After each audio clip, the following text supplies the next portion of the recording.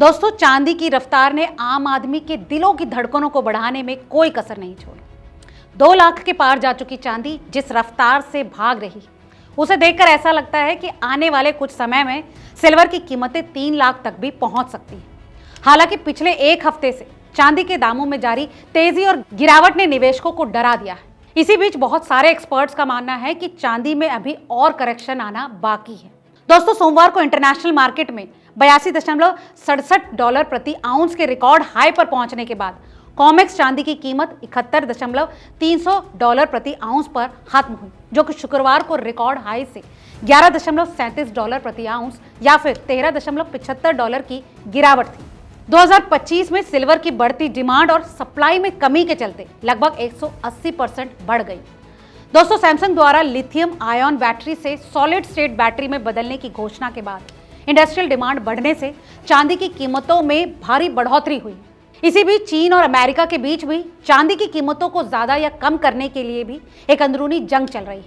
एक तरफ जहां अमेरिका नहीं चाहता कि मेटल की कीमतें बढ़ें, तो दूसरी तरफ चीन चाहता है कि मेटल की कीमतें बढ़ें ताकि डॉलर की वैल्यू कम हो। चीन का मकसद है कि दुनिया डॉलर इकोनॉमी नहीं बल्कि मेटल बेस्ड इकोनॉमी बने, लेकिन ऐसा ना हो सके इसके लिए अमेरिका पुरजोर कोशिश कर रहा है। दोस्तों, कुछ स्ट्रक्चरल बदलाव जैसे अमेरिका और वेनेजुएला के बीच बढ़ते तनाव के चलते पेरू और चाड से एक्सपोर्ट सप्लाई में रुकावट और 1 जनवरी 2026 से चीन द्वारा चांदी के एक्सपोर्ट पर अप्रत्यक्ष बैन ने भी प्रॉफिट बुकिंग के बाद निचले स्तरों पर सपोर्ट दिया। हालांकि कुछ एक्सपर्ट्स की माने तो वो सुझाव देते हैं कि चांदी में लॉन्ग पोजीशन रखने वाले इन्वेस्टर्स को प्रॉफिट बुक करने और अपनी पोजीशन से बाहर निकलने पर विचार करना चाहिए। चलिए आप जानते हैं कि मार्केट एक्सपर्ट्स क्या मानते हैं। दोस्तों, मार्केट एक्सपर्ट्स के मुताबिक चांदी की कीमत अब खतरनाक लेवल पर पहुंच चुकी है और इस कीमत में बढ़ोतरी की वजह से इसकी इंडस्ट्रियल डिमांड खतरे में पड़ सकती है। एक्सपर्ट्स ने साफ कहा है कि अगर किसी इंडस्ट्री की लागत एक खास लेवल से ज्यादा बढ़ जाती है तो वो दूसरे ऑप्शंस देखने लगती है। दरअसल फोटोवोल्टिक सेल और सोलर पैनल पहले ही चांदी को छोड़कर तांबे की तरफ बढ़ चुके हैं। जहां तक बैटरी की बात है तो चांदी से कॉपर बाइंडिंग टेक्निक पर स्विच करने की कोशिशें की जा रही है। दोस्तों, एक्सपर्ट्स का साफ कहना है कि चांदी की कीमतें या तो $82.37 प्रति आउंस के अपने पीक पर पहुंच गई हैं या फिर इंस्टीट्यूशंस द्वारा शॉर्ट कवरिंग की वजह से कुछ समय के लिए और बढ़ सकती है।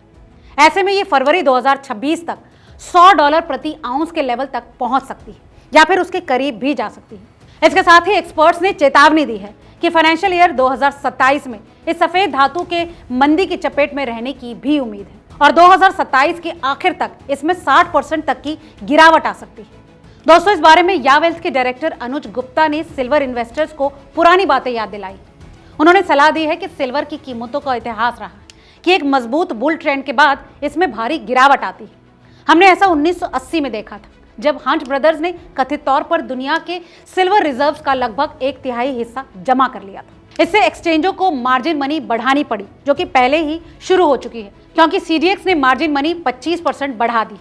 लिक्विडिटी की कमी के कारण शॉर्ट कवरिंग शुरू हो चुकी है और सिल्वर की कीमतें लगभग $49.50 से गिरकर लगभग $11 प्रति आउंस हो गई।